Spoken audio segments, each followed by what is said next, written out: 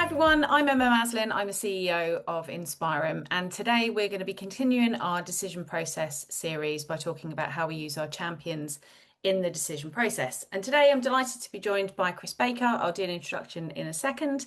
Say hi to Chris, and we'll hear all about his background and some advice that he's got about using champions. So today we're going to be talking about using your champions in decision process. And we recently released a blog talking about how we shouldn't try and guess what's going on. The whole idea is we should be using our champions. And if you recall, what we define as a champion is somebody that's got power and influence, track record for a case for change, something to gain, and access to the economic buyer. So today I'm delighted to be joined by Chris Baker. Chris, welcome. Thanks very much for joining us today. Hi, Emma. Great to be here. Good to see you. It'd be great to hear a little bit around your background, first of all, Chris, and how you might somehow have some credibility around this particular subject for sales or sales leaders. Yeah, sure. I recently, in preparation for this, looked at when I first started selling, and I think I'm in about my 120th quarter I of thought you were going to say closing. year then. No, I'm not that Sorry. old. Not that old. I may have some grey hairs and some scars, but I guess it's the grey hairs and the scars that qualifies me in some way to talk about this. So yeah, I started just before the dot-com bubble obviously grew and then bust. Spent some good time at Microsoft. Had my SaaS cloud induction at Salesforce. More recently had some good exits at Concur when SAP acquired us. You know all about that, and Anaplan when they were acquired by Thoma Bravo. So yeah, I managed teams of all shapes and sizes, from sort of senior guys knocking over new logos, half a dozen of them, through to owning quotas of 500 million with thousands of people internationally. So yeah, it's what I love doing. More recently, I've gone for sort of fractional and interim because I did look at sort of NED and advisory stuff, but I like being close to the action. So I can't really help myself. I do it for fun. Yeah, absolutely. No, that's great. And for those of you who don't know, I had the pleasure of working for Chris at Concur actually when I was managing director of the UK business at Concur. So it's great to get some of Chris's insights today. So we're going to jump straight into some questions then. So first of all, let's talk about champions for forecast control. So we often talk about our job in the go-to-market is being about revenue, but we forget that it's revenue with control. And you've worked for organizations that are public, private. You've worked for those that are owned by people like Thoma Bravo. And so what does it mean for you around the importance for champions in the forecast process? It's essential. Without a champion, you simply haven't got control. How can you triangulate? How can you navigate around all the stakeholders? Have a truly trustable mutual close plan. So yeah, absolutely fundamental that you have a coach and that you've got a coach. Yeah, absolutely. And specifically in that, what are some of the things that you're looking for then when you're thinking about those champions and that triangulation towards the end? Like thinking about perhaps how maybe the account manager has tested that. So what are you looking for as a sales leader as part of that sort of testing process? Yeah, and I guess the testing needs to start very early in the sales process. I mean, the best use of a champion is when you've identified the champion early on in a sales process, where you've got them basically to help you almost design the decision process. So that's a beautiful thing when that does happen. I think more likely you think you might have a champion for meeting various contacts along the journey, and you do need to test the champion. So I'm a great believer in face-to-face meetings. So Mm. I know we've got a champion when I've personally met with the proposed champion, and we've tested them in some way. Can they get me a meeting with the economic buyer? Are they helping us get to all the stakeholders? Have we tested that they are a person of basically influence in the organization? Have we asked them what they do gain personally from a completion of the project that we're involved with? Mm. So yeah, absolutely key, and that constant testing is important through the sales cycle as well. Yeah.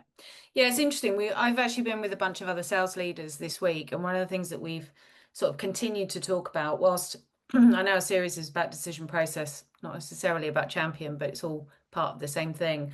Yeah. One of the things that we've been talking about is the absolute need to go and meet a champion one-on-one and have that relationship with them one-on-one. We quite see quite a lot of data around deals that are slipping, that when you look at the types of meetings that people are having with champions that they're relying on for a close, those meetings have always been quite big meetings, and the identified champion has been one person in a large group of people. So it sounds like, one of the tests that you would see from a forecastability is really around, the depth of that relationship. Yeah, yeah. And for me, it should be almost real time, checking in before and after a meeting, coaching ahead of any meeting with any stakeholders, a quick sort of sound check afterwards about how it went. So it's almost, formal than semi-formal with a great champion. Yeah, yeah, absolutely. And we talked to that point when we did the champion series, sort of our last term, if you like, we talked about the need to sort of prep for those meetings and making sure you've got the feedback loop. So specifically then, just thinking about testing champions, one of the things we just talk about the leadership lens for a second as well.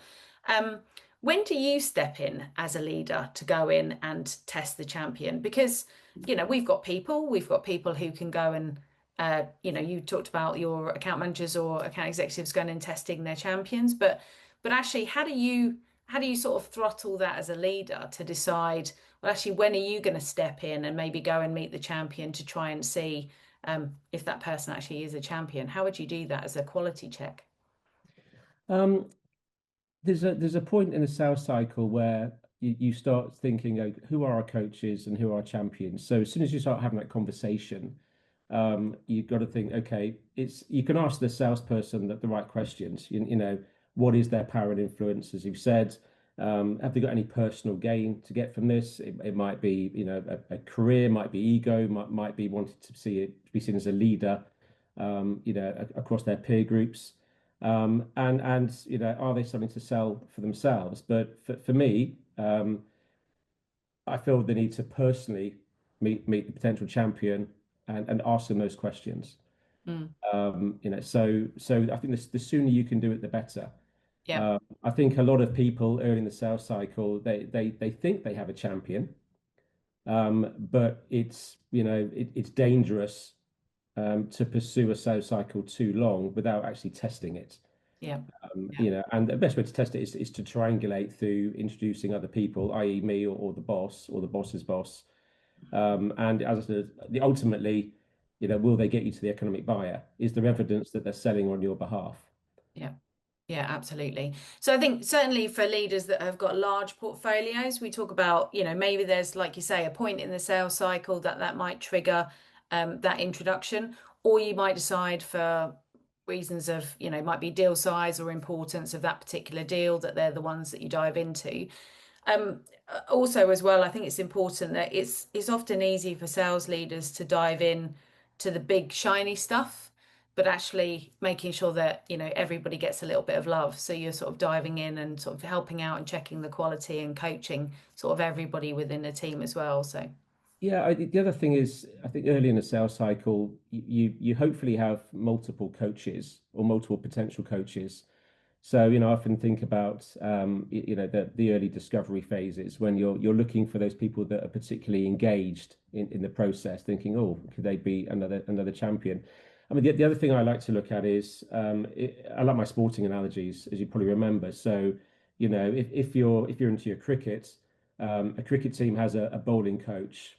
They have a spin coach, a fast coach, yeah, a dietitian, you name it. So in some cases, you can have multiple coaches and multiple champions. And it's great at the start of a sales cycle because you're not quite sure who's going to emerge as those coaches and champions. But even before that, it's important to really nurture every single relationship. So everybody that you meet, I've seen champions emerge from, the pre-sales relationship that's built with a business side person that really loved and engaged with a demo.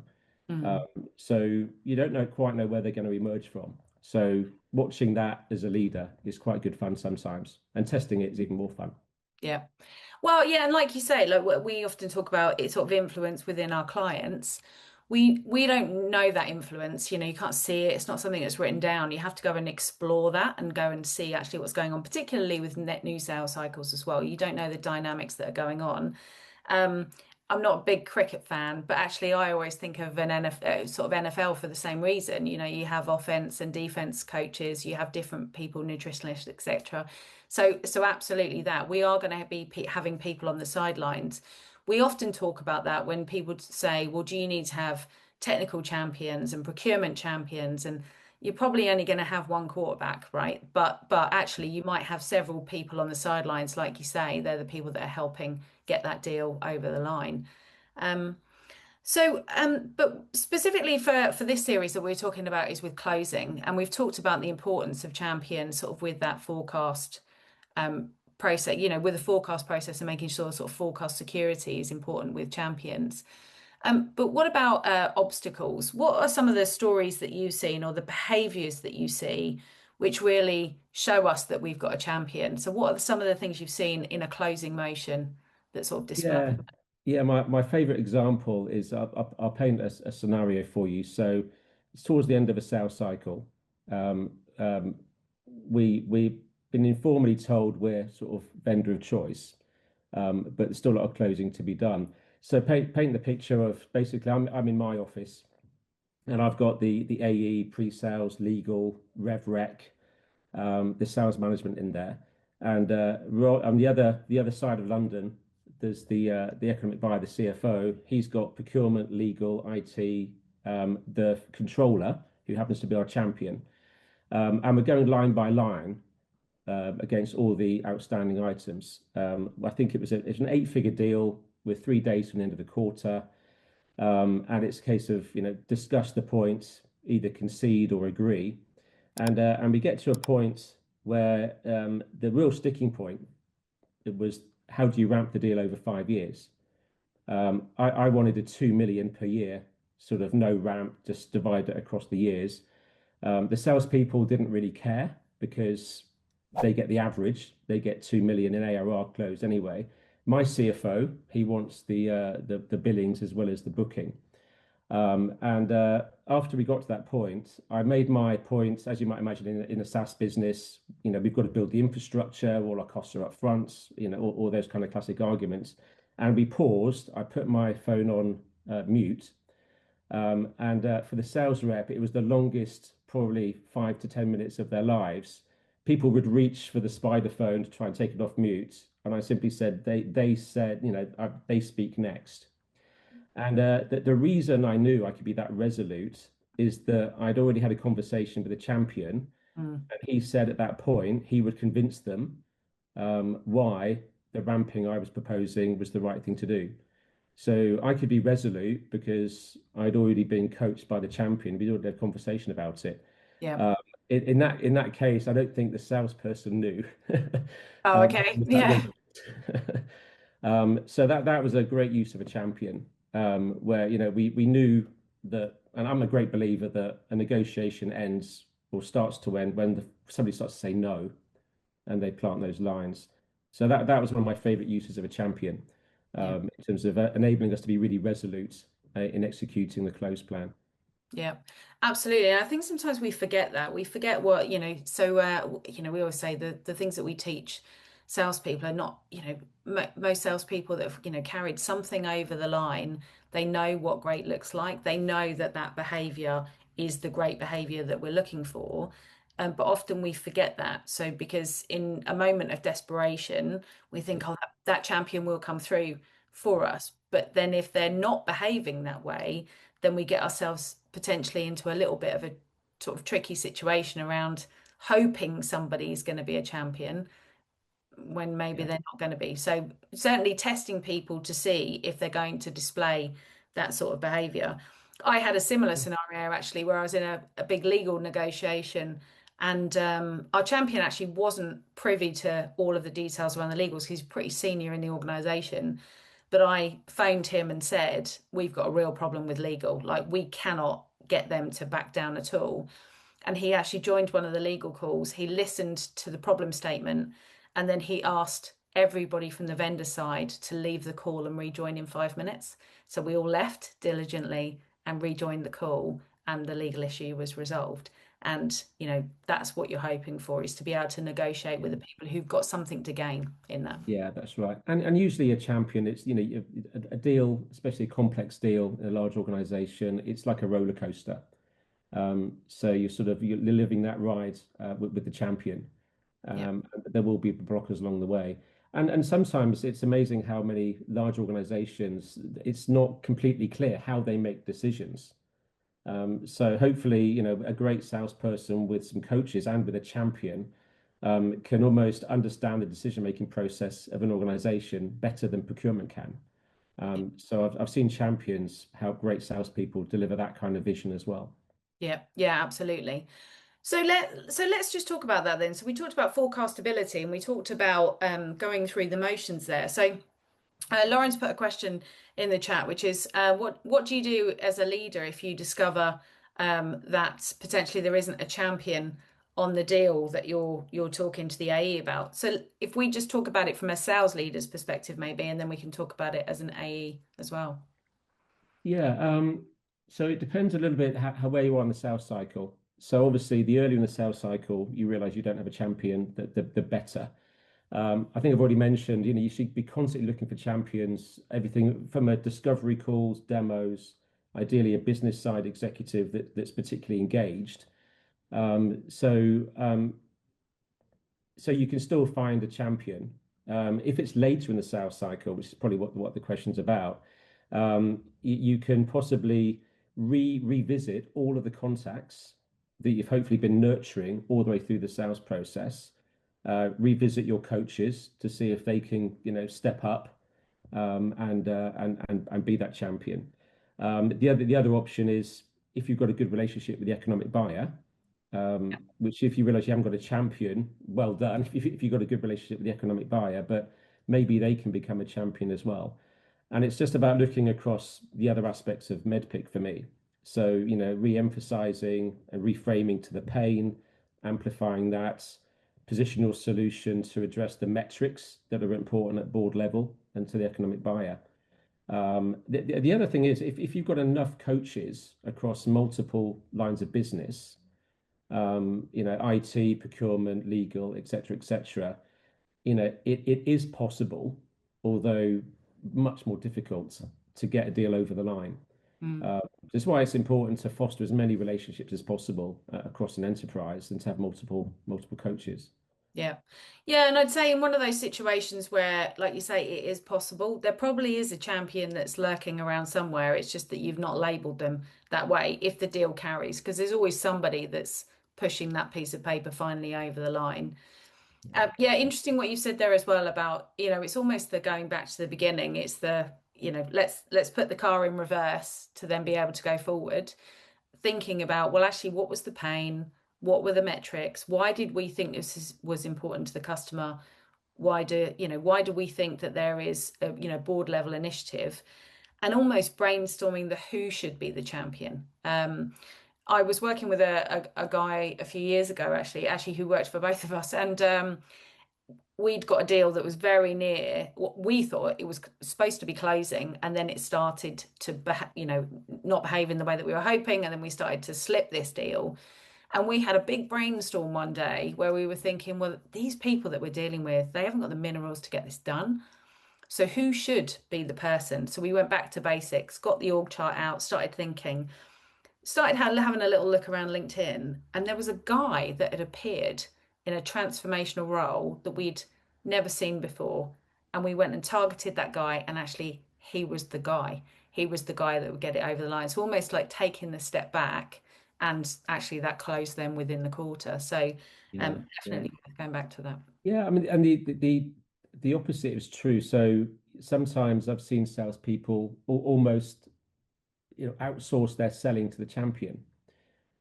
We used to call it sort of champion selling, where the salesperson thinks, oh, we're good here, and they don't foster relationships with all the other stakeholders, which obviously is one of the jobs of a champion, to help you, navigate all the other stakeholders. So champion selling, where you've got a really strong champion, is sometimes as dangerous as not having a champion at all. So Yeah. that's something else I'd always watch out for. Yeah, yeah, absolutely. There is, like you say, there's a balance there, and we talk to some of the stats that are out there around, 70% of conversations get a deal over the line don't involve you as a vendor, so they're internal conversations. There's definitely a balance between letting that happen because you need people to fight for you in those internal meetings, but actually not knowing what's going on, that's a very dangerous thing as well. Okay. Yeah. Yeah. If anybody's got any questions, feel free to just pop them into the chat for Chris. We can take a couple of questions. Another question that's come in, which is so what happens if the champion stops calling you at signature point? I know we had a few of these at Concur where paperwork was issued, clean paperwork issued, negotiated, apparently, pricing agreed, paperwork issued, no signature comes back. What are your hot tips there? Um, well, as a cynical, paranoid sales leader, I might be tempted to get on the pub, but yeah, alarm bells, danger zone.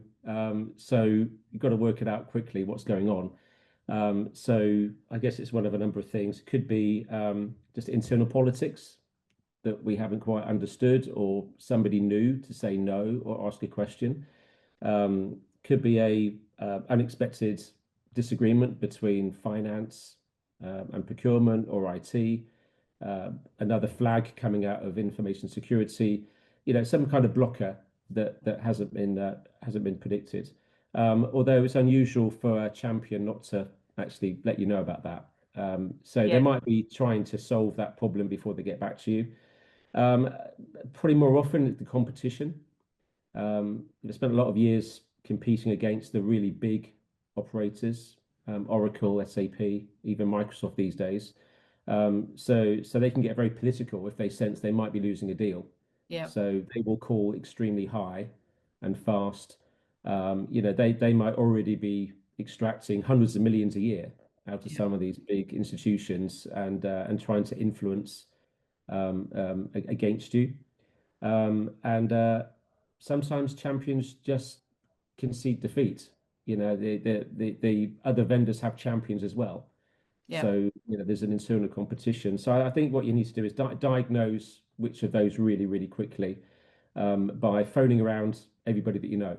Again, going back to nurturing all the relationships that you've ever built, especially among the coaches, to see what's going on. You might be able to catch the champion socially. If it's a large deal that's taken, let's say, months in terms of sales cycle, you might know where they hang out, where they yeah, go after work. So yeah, that's a tactic I've seen used by quite a few salespeople. Um, yeah, so engage everybody, and also see if you can reactivate your champion. So, when you do get hold of them, re-emphasize all the things that you've already learned. What's in it for them? What's in it for the yeah, business? What's your value proposition? So you've got to find the blocker, really, really quickly. So I think if it goes on for days, then there might be a point where you go, wow, we've lost control of this deal. yeah, One of my sayings, which is, good news fast, bad news faster. So yeah, if you're a salesperson, the moment you start getting worried, especially at signature stage, raise it with your management, book a deal clinic, get all the team around you just to brainstorm, what those blockers might be. yeah. Yeah, absolutely. Win together, lose alone. You don't want to be doing that for sure. Yeah, and I think back to when we were together at Concur. I think one of the things that we deployed, we had a situation once, which I'd only been in the business actually about a week, and we had a forecast call, and we had exactly this situation where paperwork had been with a client for a couple of weeks, but we'd heard nothing. A week rolls around to the next forecast call. It's still in the forecast, but we've heard nothing. So it's now been 4 weeks since we've spoken to the client. So the client was in Plymouth, if I recall, and which was a very long way away from Maidenhead at the time. So we suggested that it might be a good idea to drive down there and just by chance go and hang out in reception and just see if we could get hold of the client. So we had a very diligent sales leader and a very diligent salesperson who got themselves on a train at 5 o'clock in the morning and went to Plymouth, made up some excuse about the fact that they were hanging out, seeing the University of Plymouth or some such excuse. popped into reception. I think the champion was a little bit surprised to see them, but walked downstairs with the paperwork and apologized for being so busy. But so we started doing a postcard from, which was the sort of the motto of closing. So it was amazing how many times you can just actually like get yourself on site, and it just Yeah, makes such a yeah. difference. And the other thing is, Emma, if you've joined the sales cycle, if you've been on site on a regular basis, and your whole team has, and you make as many meetings as possible face to face, you're used to being there. They're used to you being there. So, you can be a bit more cheeky, Yeah. at the end. I've had salespeople just turn up and, and say, well, I was meeting, your next door neighbors, the bank down the road, just thought I'd pop in with some coffee and donuts. Mm. And, it's cheeky, but sometimes it works. Yeah. And actually, we had a sales guy that was on the previous series who actually was talking about that. And actually, he does that a lot. He literally drops sandwiches in and says, hey, have you got 10 minutes? I'll just take 10 minutes of your lunch. I've bought you a sandwich, save you some time if I can just have 10 minutes. So definitely worth doing that for sure. Great. Well, so we're nearly at the end of today's session. There's some links in the chat that Lucy's put in there if anybody needs any further information around the blog that we've just released about using champions for close plans. But before we finish, Chris, have you got maybe like one tip that you think, actually, if I think about using champions for decision process, like what's the thing that's top of mind for you, either for a sales leader or for an AE? Yeah, I think the sooner you start positioning a mutual close plan, the better. And then basically that document becomes a project plan. And as you get towards the close point, the detail, the minutiae of the paper process all comes alive.